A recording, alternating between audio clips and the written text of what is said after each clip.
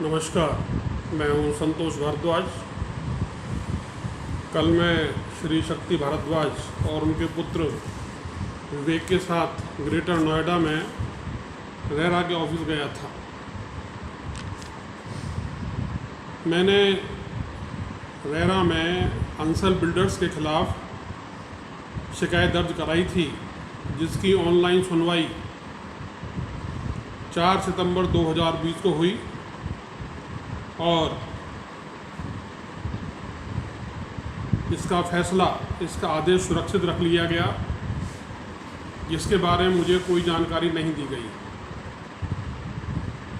वहाँ जाने पर हमें 2 कर्मचारी मिले जिनका व्यवहार बहुत सौजन्यता और सौहार्दपूर्ण था।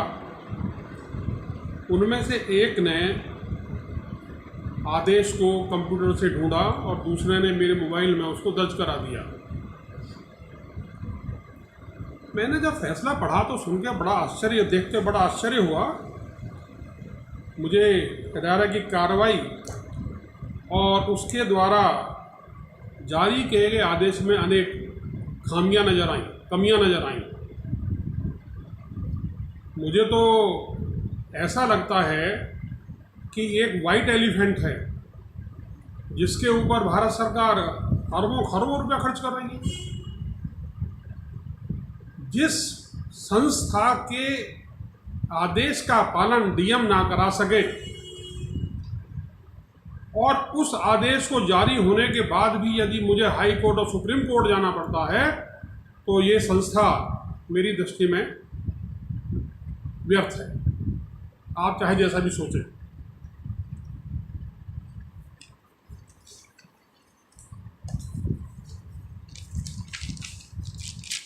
मैंने ये देखा,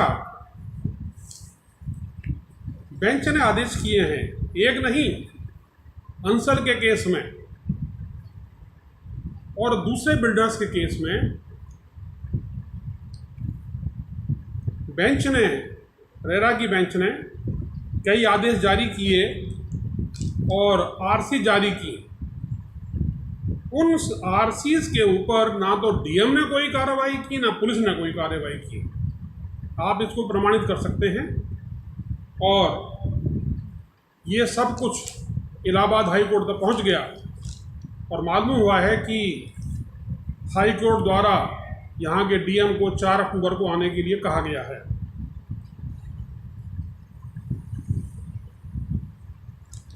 ये आदेश कम से कम मेरे लिए तो आर्थिक और मानसिक प्रताड़ना से भरा हुआ है। मेरी अनेकों निवेशकर्ताओं से बातचीत हुई है जिन्होंने अपना लाखों रुपया बिल्डर्स को दिया और उसके बाद वो मकान के लिए भटक रहे हैं। एक तरफ तो वो बैंक की किस्त भर रहे हैं और दूसरी तरफ उन्होंने बिल्डर्स को किस्त दी। इस दौरान बहुत से लोगों की नौकरी चली गई और बहुत से लोगों ने आत्महत्या कर ली। अंधेरगर्दी तो आप देखो ना। पुलिस थाने में जाते हैं रिपोर्ट दर्ज कराने के लिए, हमसे एफिडेविट मांगा जाता है, हमको ऐसे घूरा जाता है जैसे कि हमने बहुत बड़ा अपराध कर दिया हो। मेरा ये व्यक्तिगत अनुभव है 2 दिन पहले का। शिकायत दर्ज तो आप सोचिए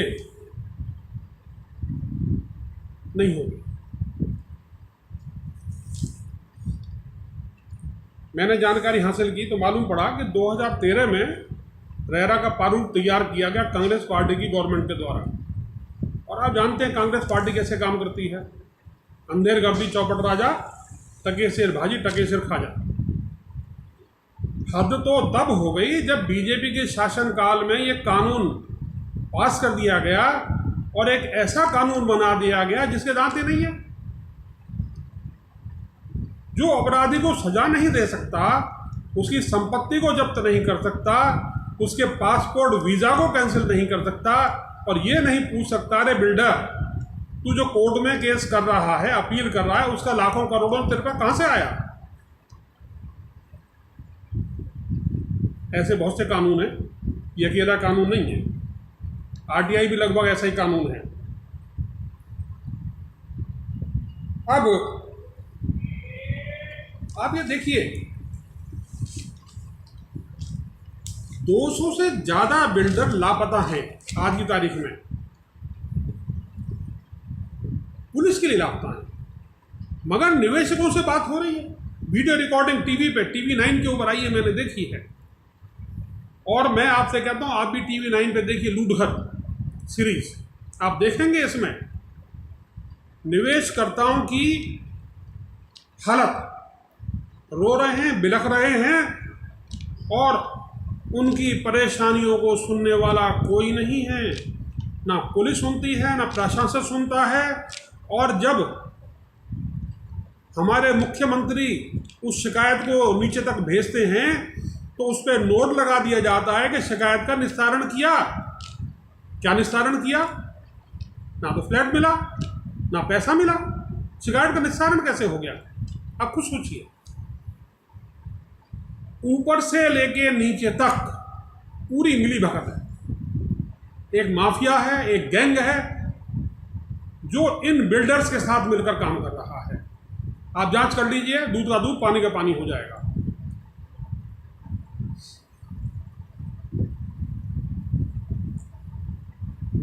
हम पहले तो अंसल के ऑफिस में गए, हद हो गई। ऑफिस खुला है, 2 बंदे काउंटर पर बैठे हैं आने जाने वालों का हिसाब रखने के लिए, मगर कर्मचारी नदारत, बात करने वाला कोई नहीं है। मेरा पहला एक्सपीरियंस नहीं है, मैं 2-3 बार पहले भी गया हूँ। टेलीफोन कॉल आए 2-1, मैंने उनका जवाब भी दिया, परंतु कार्रवाई कुछ नहीं। अब थोड़ा सा अंदर घुसे तो मिक्सन का एक कर्मचारी बैठा मिला। लोगों ने बताया था कि आपको वहाँ पर दलाल बैठे मिलेंगे जो बिल्डर्स के एजेंट हैं, और ये बिल्डर्स आपको बहलाने फुसलाने की, गुमराह करने की पूरी कोशिश करते हैं। अरे तुम उस मकान को जिसको 37 लाख में बेच रहे हो बाजार में 37.5 लाख में, उसके लिए तुम हमसे अंसल से 62 लाख रुपए एडजस्ट करना कहते हो। खुली धोखाधड़ी है। अब उस बंदे ने यही किया, हमें बहकाने की पूरी कोशिश की। चलिए ठीक है, उसने कोशिश की, मगर एक नहीं है, ऐसे सैकड़ों बिल्डर्स हैं जिनके यहाँ से हमको फ़ोन आए। किसी ने हमें समझाने की कोशिश की, किसी ने बहलाने की कोशिश की, किसी ने फुसलाने की कोशिश की, किसी ने गुमराह किया। और हद तो अब तब हो गई जब 4-5 दिन पहले एक फ़ोन मुझे आया, उसने मुझे धमकी दी, आपका पैसा तो 0 हो गया, आपको कुछ नहीं मिलने वाला, कुछ भी कर लो। मैंने कहा ठीक है, देखेंगे, let us see what happens next. अब हम यहाँ से निकले और थाना ढूंढते ढूंढते पहुँच गए नॉलेज पार्क। वहाँ हमें जो इंस्पेक्टर मिले वो बहुत ही सुलझे हुए व्यक्ति थे। उन्होंने बहुत तसल्ली से हमारी बात सुनी और हमसे पूछा कि आपने पेमेंट कैसे दिया। हमने बताया हमारा पेमेंट बैंक के माध्यम से डायरेक्ट कंपनी के खाते में गया है, हमारे पास रसीदें हैं, और ये पैसा मेरा और मेरी घरवाली के पीएफ का और ग्रेचुटी का पैसा है। आप सोचिए, एक आदमी 42 साल नौकरी करके थोड़े से पैसे इकट्ठा करता है पीएफ में और ग्रेचुटी में, और उसको बिल्डर खा जाता है एक झटके में। हम तो नंगे हो गए, भूखे नंगे हो गए। एक 70 साल का आदमी कहाँ तक इनके पीछे भटकेगा? ऊपर से कैंसर का मरीज। वो तो कल शक्ति जी के लड़के ने बड़ी अच्छी भावना दिखाई और हमको ले गया। अब यहाँ से निकले, हम डेरा के ऑफिस गए। डेरा के ऑफिस से हम लोग आए तो हम परी चौक पर जो पुलिस चौकी थी उसमें गए। वहाँ एक लड़की फ्रंट पे बैठी हुई थी पुलिस की वर्दी में। उसने बताया कि अंदर साहब हैं, आराम फरमा रहे हैं। तो उसने बड़ी कृपा की, हमको अंदर ले गई। वो साहब बाहर निकल के आए, but he was a nice man, he was a thoroughly nice gentleman. उन्होंने मुझे मेरी बात सुनी और मुझसे कहा कि सर आपकी जो कंप्लेंट है वो अंसल प्लाजा के बगल में जो सामने चौकी है उसमें है। हम उस चौकी तक भी चले गए। वहां तो एक व्यक्ति भी नहीं था, ना कांस्टेबल, ना सब इंस्पेक्टर, ना हेड कांस्टेबल। हम निराश होकर लौट आए। थक गए थे बहुत ज़्यादा, 2:30 बज चुका था, भूखे प्यासे थे। मैं तो वैसे ही 24 घंटे में एक बार खाता हूँ, तो मेरी हालत को आप अंदाज लगाइए। तो मैं ये देख रहा हूँ, हम लोगों ने, खैर मैं तो शुरू से ही आरएसएस जनसंघ और बीजेपी का सदस्य हूँ, अन्य के बारे में नहीं जानता। और मैं, मेरा परिवार, मेरे भाई, मेरी बहन, मेरी पत्नी, मेरे बच्चे, हम सभी बीजेपी को वोट देते हैं। हम ये नहीं देखते कि हमारे सामने अजय सिंह खड़ा है या डॉक्टर महेश शर्मा खड़ा है। हमें तो योगी दिखाई देता है, मोदी दिखाई देता है। हमें सोचते हैं कि अगर मोदी के और योगी के रहते हमें न्याय नहीं मिल रहा तो इसके बाद क्या होगा। जर्मनी की चांसलर अर्जना मार्केल ने रिजाइन कर दिया, कहा मैं अब चांसलर नहीं बनना चाहती, और अब देखिए क्या हो गया, उसकी पार्टी हार गई।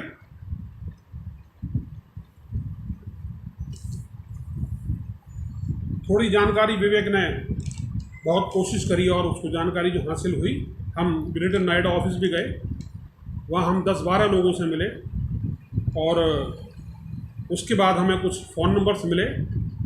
विवेक ने जो फ़ोन्स किए तो पता पड़ा कि ये बोडाकी का जो प्रोजेक्ट है अंचल का, ये ग्रेटर नोएडा में नहीं आता, ये आता है बुलंदशहर खुर्जा डेवलपमेंट अथॉरिटी में।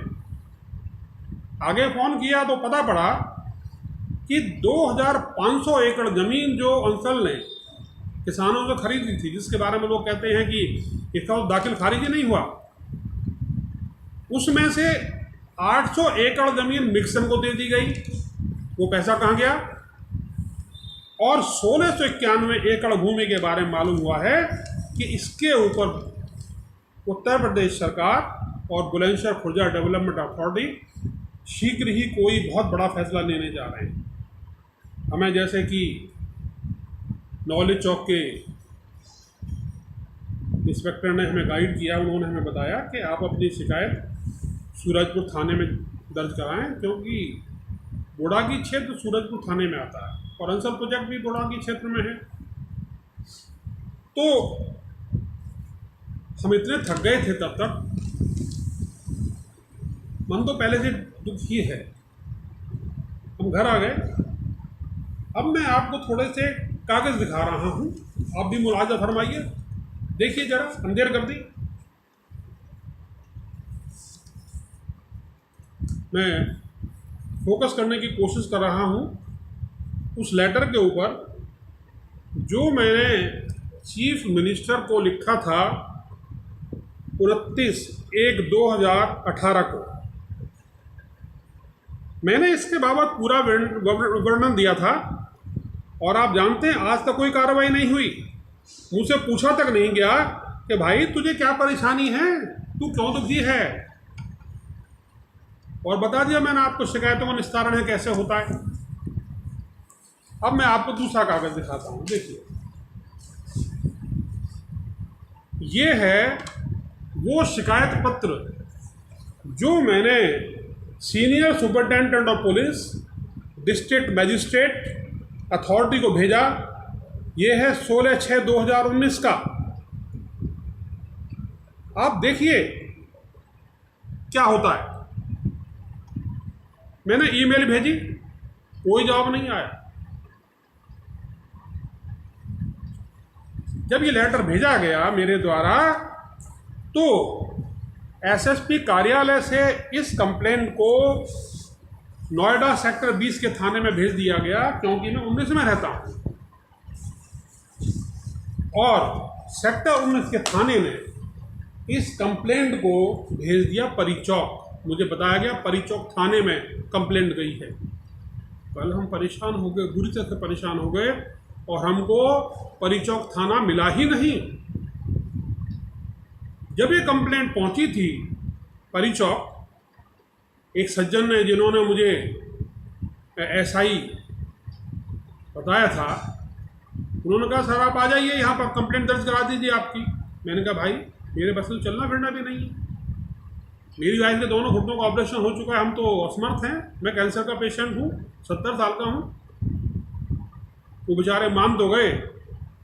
उन्होंने कहा चलिए आप कागजात भेज दीजिए। मैंने पूरे 25 डॉक्यूमेंट्स उनको व्हाट्सएप किए, और इसके बावजूद महापुरुष ने कोई FIR दर्ज नहीं की। मैंने उस नंबर पे पूछा, फ़ोन करा, भाई FIR का क्या हुआ? उसने जवाब नहीं दिया, नंबर काट दिया। This is how the policeman are behaving in Noida. आप सोच लीजिए कि हमारा भविष्य, हम लोग इनके हाथों में कितने सुरक्षित हैं।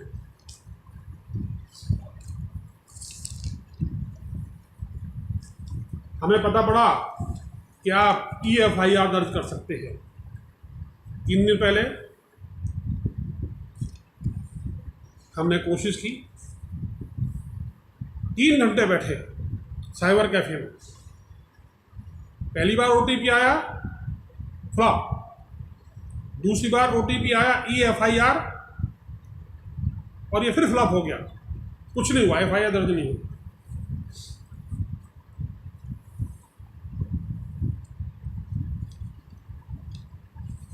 यहाँ एक बहुत बड़ी खतरनाक चीज़ ये है कि अंसल के कर्मचारियों ने, अंसल के आप जानते हैं 14-15 प्रोजेक्ट हैं केवल यूपी के अंदर ही, मेरठ में है, लखनऊ में है, गाजियाबाद में है, ग्रेटर नोएडा में है। लगभग 20,000 निवेशकों का पैसा दांतों तले दबा रखा है, और इसके कर्मचारियों ने, जिन्होंने मेरे से ये कहा सर मैं 7 साल से तनख्वाह नहीं मिली, उन्होंने हमारे फ़ोन नंबर, हमारे घर के पते, हमारा नाम पता, everything they have given to these builders, और ये बिल्डर्स हमें आए दिन परेशान करते हैं, जीना मुश्किल कर रखा है, हैरेसमेंट करते हैं, मेंटल टॉर्चर करते हैं।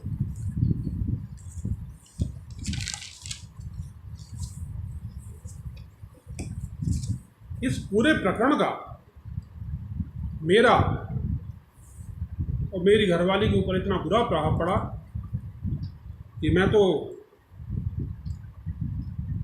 बहुत परेशान हूँ, बीमार हो गया, मुझे कैंसर हो गया,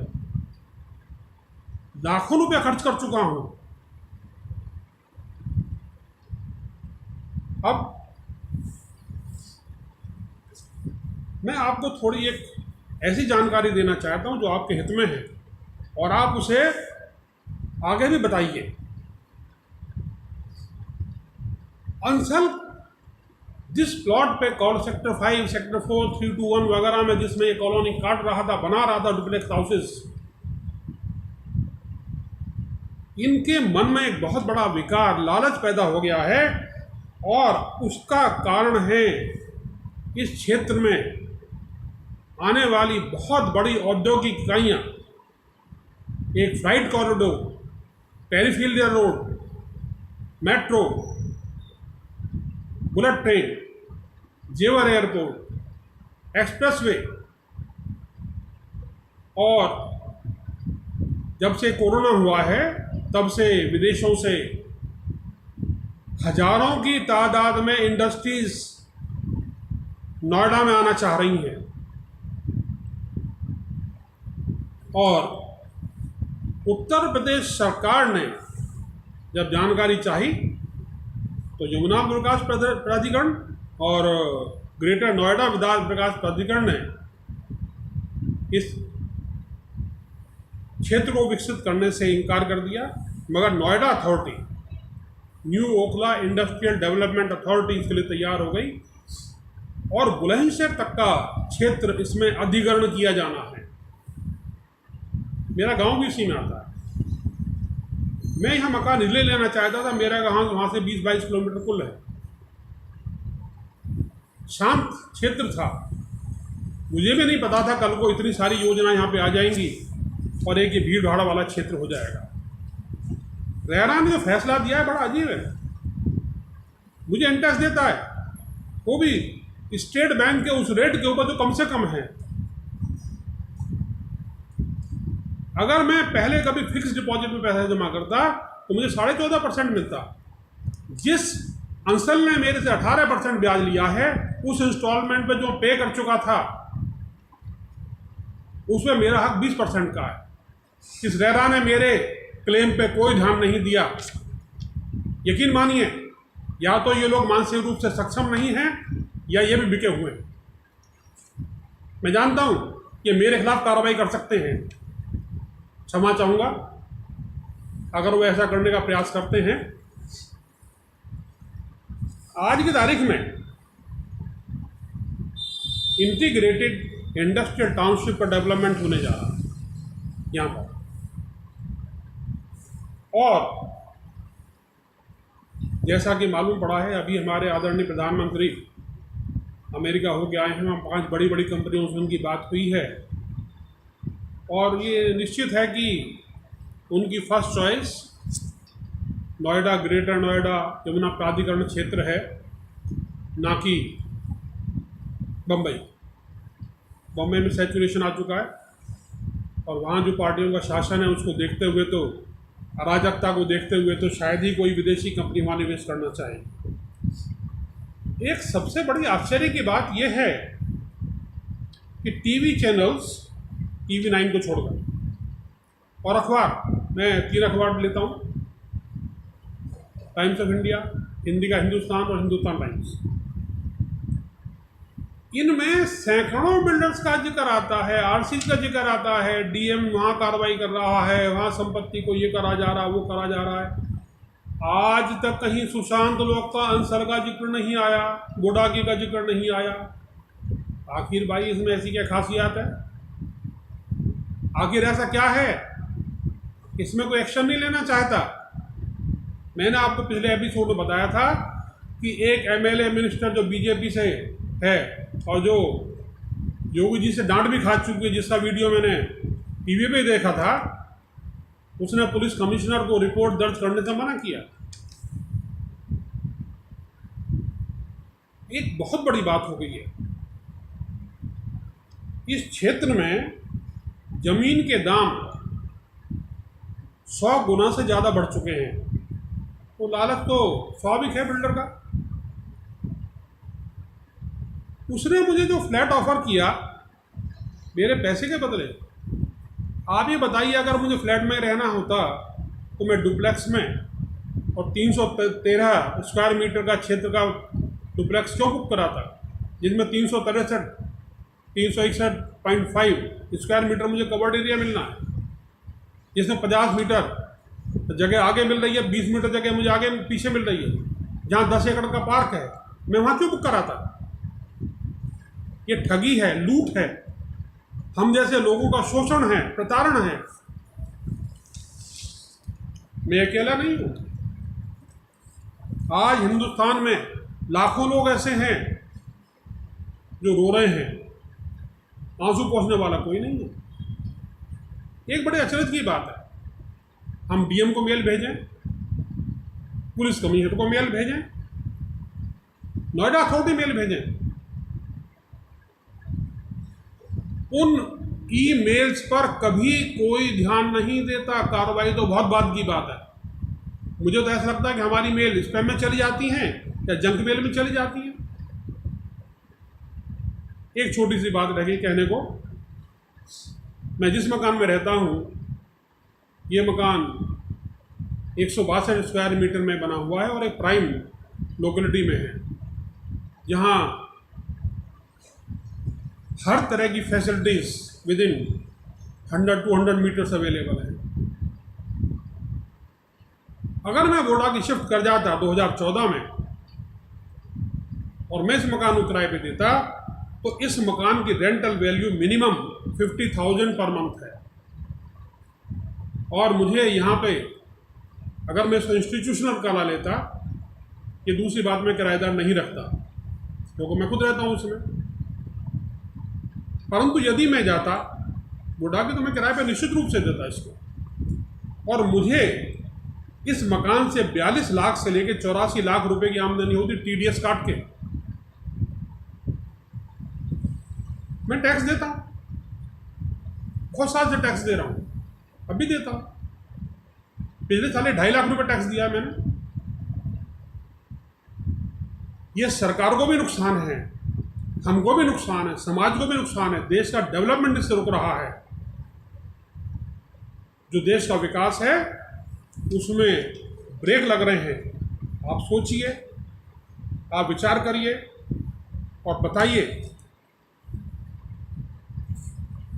हम इस चीज़ से निजात कैसे पाएं। हमारे यहाँ का एमएलए, हमारा का एमपी वोट लेने वक्त तो गली का चक्कर लगा जाता है, उसके बाद में आज तक इन लोगों ने ये नहीं सोचा इस सेक्टर के लोग कैसे रहते हैं। तो सोचिए ये विकास ये रेरा में या पुलिस कमिश्नर के यहाँ या कहीं और हमारी पैरवी क्यों करेंगे। इनका इंटरेस्ट हमारे अंदर नहीं है, इनका इंटरेस्ट तो एमएलए और एमपी बनने में है। अब मैं आपको वो अलॉटमेंट लेटर दिखा रहा हूँ जो अंसल से मुझे प्राप्त हुआ। ये है वो लेटर, देखिए आप।